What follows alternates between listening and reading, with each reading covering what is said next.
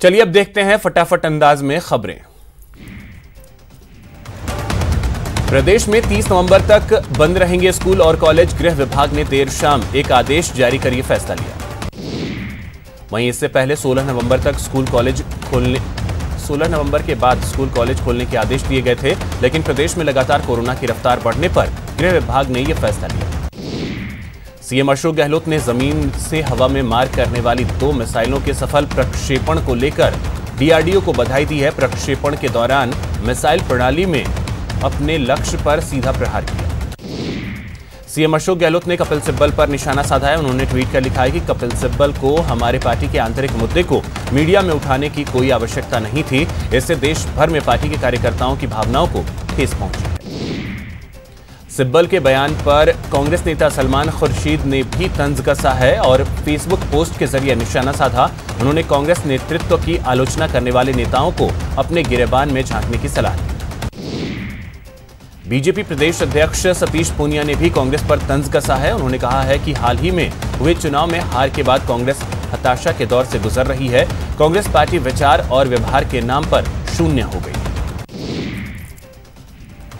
प्रदेश कांग्रेस प्रभारी अजय माकन पार्टी की workshop cancel होने के बाद दिल्ली लौट गए हैं। माकन सुजानगढ़ जाने वाले थे, लेकिन ऐन वक्त पर उनका दौरा कैंसिल हो गया। जयपुर में अपनी मांगों को लेकर मुस्लिम नेताओं ने प्रदेश प्रभारी अजय माकन से मुलाकात की और अपनी नाराजगी भी जाहिर की। बातचीत के दौरान माकन से उनकी नोकझोंक भी देखी गई। मुस्लिम नेताओं ने अनदेखी का आरोप लगाया।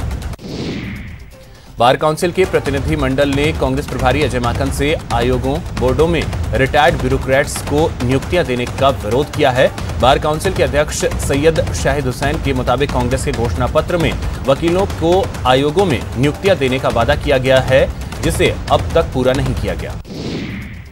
जयपुर में सीएम अशोक गहलोत की अगुवाई में मंत्रिपरिषद की बैठक में मास्टर भंवर लाल मेघवाल को श्रद्धांजलि दी गई और शोक प्रस्ताव पारित किया गया। मास्टर भंवर लाल मेघवाल का उनके पैतृक निवास चूरू के सुजानगढ़ में पूरे राजकीय सम्मान के साथ अंतिम संस्कार कर दिया गया। भंवर लाल की अंतिम विदाई यात्रा में हजारों लोग शामिल हुए। मास्टर भंवर लाल मेघवाल के निधन पर जयपुर हेरिटेज नगर निगम में उन्हें श्रद्धांजलि दी गई। Mayor Munesh Gurjar, deputy mayor Aslam Farooqui, पार्षद मनोज मुद्दगल समेत अन्य पार्षदों और अधिकारी और कर्मचारियों ने उन्हें श्रद्धांजलि दी। भरतपुर में गुर्जर आंदोलन को खत्म हुए 1 सप्ताह भी नहीं बीता था कि अब जाटों ने आरक्षण की मांग को लेकर फिर से बिगुल फूंक दिया। आज पथैना गांव में जाटों की महापंचायत होगी, जिसमें आंदोलन की रणनीति तय की जाएगी। गांव-गांव जाकर महापंचायत में शामिल होने के लिए पीले चावल बांटकर न्योता दिया गया है। सवाई माधोपुर में विकेश मीणा हत्याकांड मामले को लेकर सांसद किरोड़ी मीणा और आला अधिकारियों के बीच वार्ता हुई, जहां मांगों को लेकर सहमति बन गई है। पीड़ित परिवार को आर्थिक पैकेज दिया जाएगा, वहीं हत्यारों की जल्द गिरफ्तारी भी की जाएगी। पीसीसी चीफ गोविंद सिंह डोटासरा आज भरतपुर जाएंगे, जहां वो मंत्री डॉक्टर सुभाष गर्ग की मां के देहांत की शोक सभा में शामिल होकर शोक संतप्त परिवार से मुलाकात करेंगे। केंद्र सरकार ने निजी क्षेत्र के संकटग्रस्त लक्ष्मी विलास बैंक को मॉरिटोरियम में डालकर कई तरह की पाबंदियां लगा दी हैं। वित्त मंत्रालय ने बताया कि बैंक को 16 दिसंबर तक के लिए मॉरिटोरियम के तहत रखा गया है। केंद्र सरकार ने बैंक के ग्राहकों की निकासी सीमा भी निर्धारित कर दी है। अब 1 महीने तक बैंक ग्राहक हर दिन अधिकतम 25,000 रुपए की निकासी कर सकेंगे। फीफा ने कोविड-19 महामारी के चलते भारत में खेले जाने वाले अंडर 17 महिला विश्व कप को रद्द कर दिया है। साथ ही भारत को 2022 की मेजबानी का अधिकार सौंप दिया है। कोटा में ऐतिहासिक दरवाजों के जीर्णोद्धार के लिए उठाए गए कदम की पूर्व बीजेपी विधायक भवानी सिंह राजावत ने सराहना की है। राजावत ने कहा, यूडीएच मंत्री शांति धारीवाल द्वारा लाए गए प्रोजेक्ट से हमारे धरोहरों को संरक्षण मिलेगा। राजनीति से ऊपर उठकर उनकी खुले दिल से सराहना करता हूं। जैसलमेर में पंचायती राज चुनाव को लेकर कांग्रेस में बगावत हो गई है। मंत्री सालेह मोहम्मद के भाई बगावत कर चुनावी मैदान में उतर गए हैं। इनमें 2 भाई वर्तमान में पार्टी के पदाधिकारी हैं। भीलवाड़ा के जहाजपुर से बीजेपी विधायक गोपी मीना का एक वीडियो सोशल मीडिया पर वायरल हो रहा है, जिसमें वे स्थानीय परिषद और पंचायत समिति के चुनाव प्रचार के दौरान अपशब्दों का प्रयोग करते हुए दिख रहे हैं। अजमेर में पंचायत चुनाव की सरगर्मियां तेज हो गई हैं। 23 नवंबर को होने वाले चुनाव के लिए बीजेपी ने पार्टी कार्यकर्ताओं के साथ एक बैठक की। बैठक में पार्टी के उम्मीदवारों को जिताने की रणनीति पर चर्चा हुई। डूंगरपुर में भी पंचायत चुनाव की सरगर्मियां तेज हो गई हैं। इसी क्रम में बीजेपी जनजाति मोर्चा के प्रदेश अध्यक्ष डूंगरपुर पहुंचे। यहां उन्होंने अलग अलग जगहों पर कई चुनावी सभाएं की और बीजेपी उम्मीदवारों को जिताने की अपील की। चित्तौड़गढ़ में भी पंचायत चुनाव की तैयारियां जोरों पर हैं। पहले चरण के लिए होने वाले मतदान के लिए ईवीएम मशीनों का उप जिला निर्वाचन अधिकारी के सामने रेंडमाइजेशन किया गया। सीकर के खाटू श्याम जी नगर पालिका में एक वार्ड पार्षद ने अनोखे तरीके से विरोध प्रदर्शन किया। वार्ड पार्षद अनिल शर्मा ने वार्ड क्षेत्र में विकास कार्य नहीं होने पर अपने गले में एक बोर्ड लगाकर मतदाताओं से माफी मांगी। उदयपुर में नई थाना पुलिस ने 2000 रुपए के एक इनामी बदमाश को गिरफ्तार किया है। गिरफ्तार बदमाश लूट के कई मामले में वांछित था। अलवर के बहरोड में बिजली निगम के पावर हाउस से चोरों ने लाखों रुपए के कॉपर की चोरी कर ली। चोरी की घटना सीसीटीवी कैमरे में कैद हो गई। अलवर में पुलिस ने 2 वाहन चोरों को गिरफ्तार किया है। दोनों सगे भाई हैं। पुलिस ने इनके कब्जे से चोरी की 5 दुपहिया वाहन जब्त किए। भीलवाड़ा के फुलिया कला इलाके में 2 गुटों के बीच खूनी संघर्ष हो गया, जिसमें एक व्यक्ति की मौत हो गई जबकि 5 लोग घायल हो गए। जोधपुर के सूरसागर थाना इलाके में एक मामूली बात को लेकर 2 गुट आपस में भिड़ गए। दोनों गुटों के बदमाशों ने गली में जमकर उत्पात मचाया। पूरी वारदात सीसीटीवी कैमरे में कैद हो गई। जोधपुर के सूरसागर इलाके में मामूली बात को लेकर 2 गुट आपस में भिड़ गए और गाड़ियों में जमकर तोड़फोड़ की। कोटा के इटावा इलाके में चंबल नदी में बेडशीट से बंधा एक महिला का शव मिला है। पुलिस मामले की जांच में जुट गई।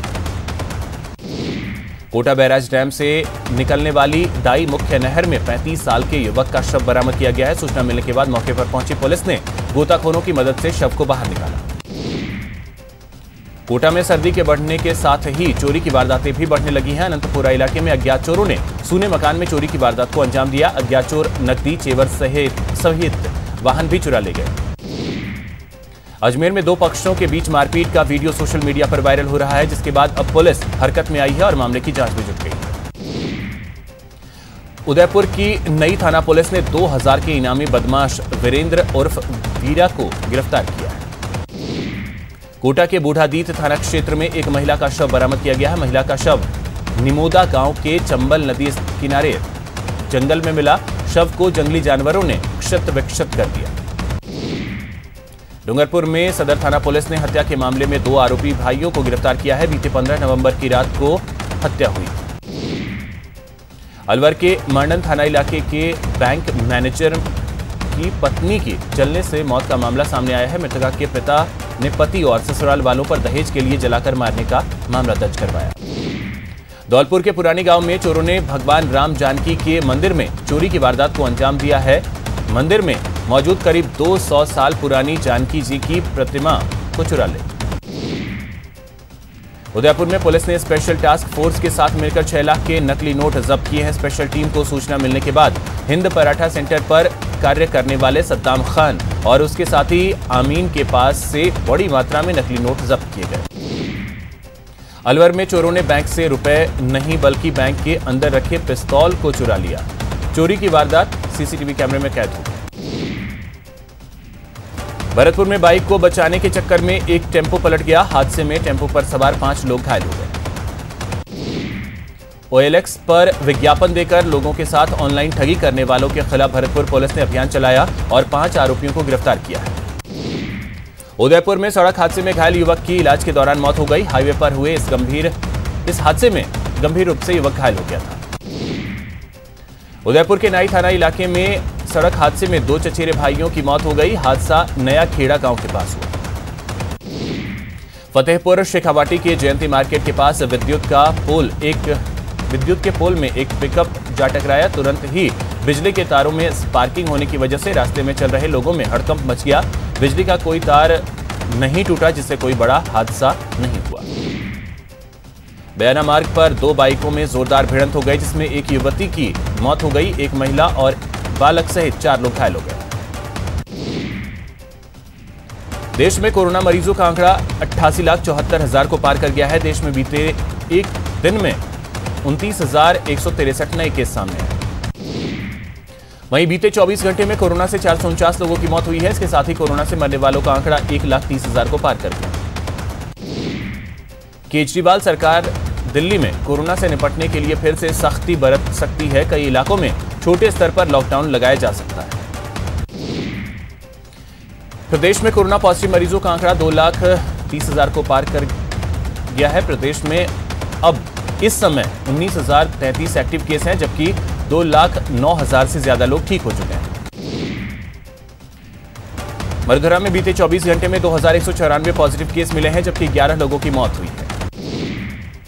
बीकानेर के राजीव गांधी सेवा केंद्र में शासन सचिव सिद्धार्थ महाजन ने कोरोना को लेकर अधिकारियों के साथ समीक्षा बैठक की।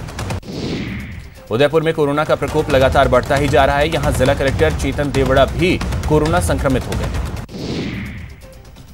भरतपुर के डीग इलाके के रहने वाले और जाट रेजिमेंट में तैनात सैनिक हरि सिंह की कोरोना से मौत हो गई। उनकी मौत के बाद पूरे इलाके में शोक की लहर।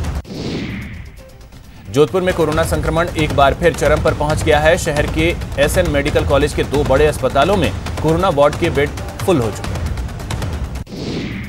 जोधपुर में कोरोना के बढ़ते केस के बीच जिला कलेक्टर इंद्रजीत सिंह ने शहर के कोरोना अस्पतालों का दौरा किया। कोटा में कोरोना मरीजों के लिए प्लाज्मा थेरेपी संजीवनी साबित हो रही है। प्लाज्मा चढ़ाने के बाद 80% मरीज रिकवर हो रहे हैं। कोरोना के कारण भरतपुर के पंचायत समिति के विकास कार्यों पर रोक लगी हुई है, जिससे ग्राम पंचायतों की हालत बद से बदतर होती जा रही है। भरतपुर के डीग इलाके के रहने वाले और जाट रेजिमेंट में तैनात सैनिक हरि सिंह की कोरोना से मौत हुई। अजमेर कलेक्टर प्रकाश राज पुरोहित ने जेएलएन अस्पताल के कोविड वार्ड का निरीक्षण किया। कलेक्टर ने कोरोना केस के बढ़ने की आशंका को देखते हुए 350 बेड से 500 बेड करने के आदेश दिए। उदयपुर में एक बार फिर कोरोना का असर देखने को मिल रहा है। पिछले 3 दिनों में 189 मरीजों में कोरोना संक्रमण की पुष्टि हुई। बीकानेर में बढ़ते कोरोना मरीजों को ऑक्सीजन की कमी न हो, इसके लिए सरकार के साथ साथ शहर के भामाशाह भी सहयोग कर रहे हैं। अजमेर में कोरोना के बढ़ते मामलों को लेकर पुलिस अधीक्षक कुंवर राष्ट्रदीप सिंह खुद सड़कों पर उतरकर व्यवस्थाओं का जायजा ले रहे हैं। नो मास्क नो एंट्री अभियान के तहत अजमेर में मास्क लगाओ अभियान चलाया गया। कोरोना से बचाव के लिए लोगों को जागरूक किया गया और मास्क बांटे गए। कोरोना महामारी के बीच भी कार्तिक महीने के विशेष महत्व के कारण तीर्थ नगरी पुष्कर में श्रद्धालुओं का आगमन शुरू हो चुका है। माना जा रहा है कि कार्तिक पूर्णिमा तक श्रद्धालुओं का तांता लगा रहेगा। बीकानेर में दिवाली के बाद रसिक शिरोमणि मंदिर में राजघराने की तरफ से अन्नकूट का भोग लगाया गया। यहां रुकेंगे एक छोटे से ब्रेक के लिए।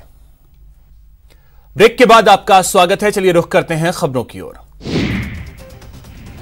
जयपुर में फीस की मांग को लेकर 8 दिनों से धरने पर बैठे निजी स्कूल संचालक आर पार के मूड में दिख रहे हैं। प्रदेश के सभी जिलों से आए निजी स्कूलों के प्रतिनिधियों ने 2 दिनों में मांगे पूरी न किए जाने पर उग्र आंदोलन की चेतावनी। प्रदेश के निजी स्कूल संचालकों का विरोध जारी है। Forum of private schools of Rajasthan के बैनर तले निजी स्कूल के संचालकों का धरना जयपुर में जारी रहा। प्रदेश के नामी स्कूलों से लेकर साधारण स्कूलों के प्रतिनिधि भी धरना स्थल पर पहुंचे। राजस्थान से होकर गुजरने वाली दिल्ली मुंबई रेल मार्ग एक बार फिर से ठप हो गया है। सवाई माधोपुर के छोटी उदय स्टेशन के पास ग्रामीण धरने पर बैठ गए। झालावाड़ में पंचायत चुनाव की गतिविधियां तेज होने लगी। जयपुर के खो नागौरियान में पेयजल का संकट गहराने लगा है। मूंगफली की न्यूनतम समर्थन मूल्य से कम खरीद के चलते प्रदेश के किसानों को करीब 117 करोड़ रुपए की चपत लगेगी। प्रदेश में रबी सीजन की बुआई ने अब जोर पकड़ लिया है। जोधपुर की सेंट्रल जेल में मोबाइल फोन लगातार इस्तेमाल किया जा रहा है। पुलिस जेल प्रशासन के बार-बार अभियान के बावजूद जेल की बैरक से मोबाइल मिलने का सिलसिला रुकने का नाम नहीं ले रहा। जोधपुर के 6 थानों की पुलिस ने जेल प्रशासन के साथ मिलकर एक बार फिर बड़ा सर्च अभियान चलाया। भवानी मंडी थाना पुलिस ने अवैध मादक पदार्थ तस्करी के खिलाफ एक बड़ी कार्रवाई को अंजाम दिया है। श्री गंगानगर के रायसिंह नगर धान मंडी में कपास की डेयरी में आग लगी। भरतपुर के बयाना रुदावल स्टेट मेगा हाईवे पर जाम लगने की वजह से वाहनों की लंबी कतार लग गई। भरतपुर नदवई में अधिकांश फेरो कवर पूरी तरीके से टूटे पड़े हैं। उदयपुर में क्रिकेट मैदान को लेकर 2 पक्षों में झड़प हो गई। प्रशासन को ज्ञापन सौंपा गया।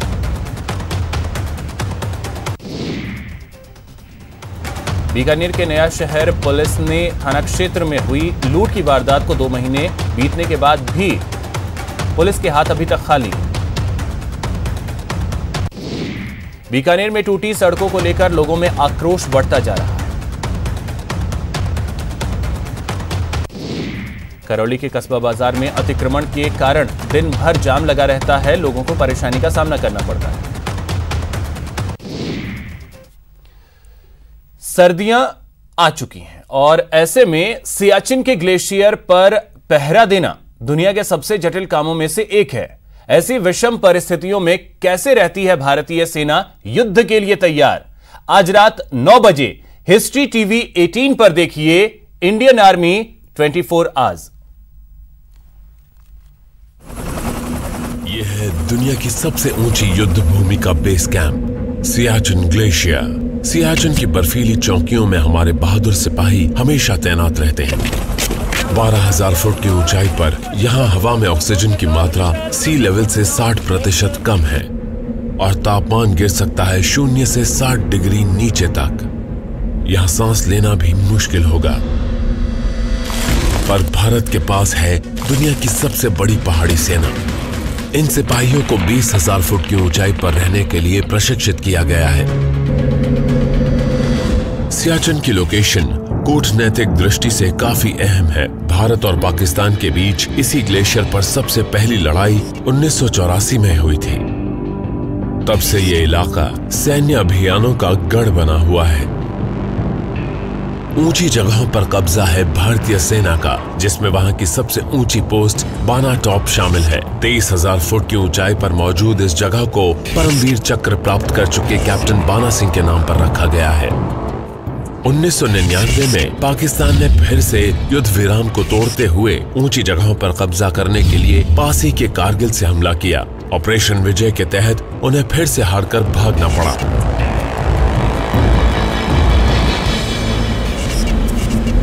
आज भी सारी चोटियों पर भारत का कब्जा है और वो दोनों परमाणु देशों के बीच शांति बनाए रखने में भी सफल है।